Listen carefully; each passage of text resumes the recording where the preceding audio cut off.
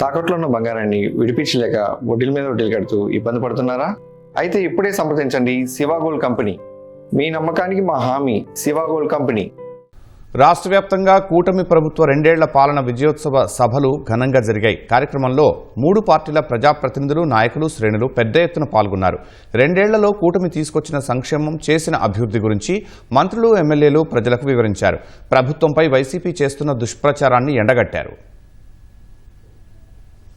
అనకాపల్లి జిల్లా నక్కపల్లిలో నిర్వహించిన కూటమి 2 ఏళ్ల పాలన విజయోత్సవ సభలో హోంమంత్రి అనిత పాల్గొన్నారు. 2 ఏళ్ల అధికారంలో తాను ఎలాంటి అవినీతి, అక్రమాలు లేకుండా పాలన సాగించానని స్పష్టం చేశారు. నెల్లూరు జిల్లా ఆత్మకూరులోని శ్రీధర్ గార్డెన్స్ లో జరిగిన కార్యక్రమంలో మంత్రి ఆనం రామనారాయణ రెడ్డి పాల్గొన్నారు. నెల్లూరు రూరల్లో నిర్వహించిన విజయోత్సవ సభలో పాల్గొన్న ఎమ్మెల్యే కోటంరెడ్డి శ్రీధర్ రెడ్డి గత 10 ఏళ్లలో చేయలేని అభివృద్ధిని ఈ 2 ఏళ్లలో చేసి చూపించారని తెలిపారు. మార్కాపురం జిల్లా గిద్దలూరులో ఎమ్మెల్యే అశోక్ రెడ్డి ఆధ్వర్యంలో భారీ బైక్ ర్యాలీ నిర్వహించారు.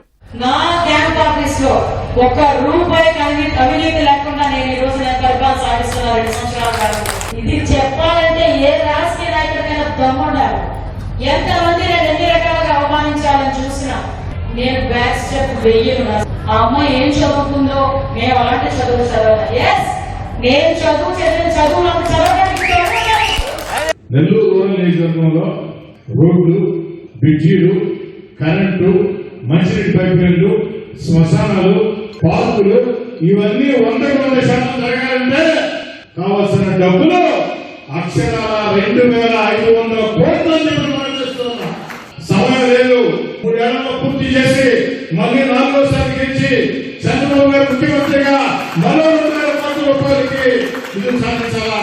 కడప జిల్లా కమలాపురంలో నిర్వహించిన విజయోత్సవ సభలో ఎమ్మెల్యే పుత్తా కృష్ణ చైతన్యరెడ్డి పాల్గొని కూటమి పాలన విజయాలను ప్రజలకు వివరించారు. సత్యసాయి జిల్లా మడకసిరిలో ఎమ్మెల్యే ఎంఎస్ రాజు ఆధ్వర్యంలో కూటమి విజయోత్సవ సభ అట్టహాసంగా సాగింది. కదిరిలో జరిగిన కార్యక్రమంలో ఎమ్మెల్యే కందికుంట వెంకటప్రసాద్ పాల్గొని 2 ఏళ్లలో చేసిన సంక్షేమం, అభివృద్ధి గురించి ప్రజలకు వివరించారు. కూటమి పాలనకు 2 ఏళ్లు పూర్తయిన సందర్భంగా హిందూపురంలో భారీ ర్యాలీ నిర్వహించారు. అనంతపురం జిల్లా కేంద్రంలో జరిగిన విజయోత్సవ సభకు రాయదుర్గం నియోజకవర్గం నుంచి ఎమ్మెల్యే కాలవ శ్రీనివాసులు ఆధ్వర్యంలో పెద్ద సంఖ్యలో టీడీపీ నేతలు, కార్యకర్తలు తరలి వెళ్లారు.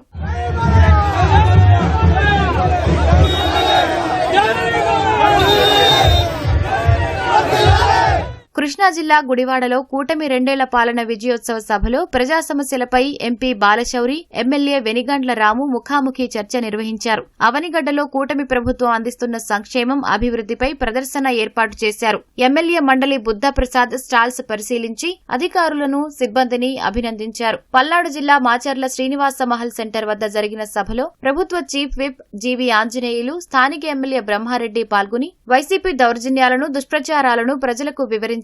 అంతకుముందు బైక్, ట్రాక్టర్లతో భారీ ర్యాలీ నిర్వహించారు. గుడివాడ పట్టణానికి ప్రజలు ఇబ్బంది పడుతున్నటువంటి విషయం 2 రైల్వే గేట్లు. 340 కోట్ల రూపాయల దాకా కేంద్ర ప్రభుత్వం తీసుకొచ్చి ఆ ఫ్లైఓవర్ బ్రహ్మాండంగా అది కానీ కంప్లీట్ అయితే ఇటు నుంచి అటు రవాణా పోయే వాళ్ళకి కానీ, అటు నుంచి ఇటు వచ్చే వాళ్ళకి కానీ చాలా ఈజీగా ఉంటుందనేటువంటి విషయాన్ని కూడా ఈ సందర్భంగా మీ అందరికి తెలియజేస్తా ఉన్నాను.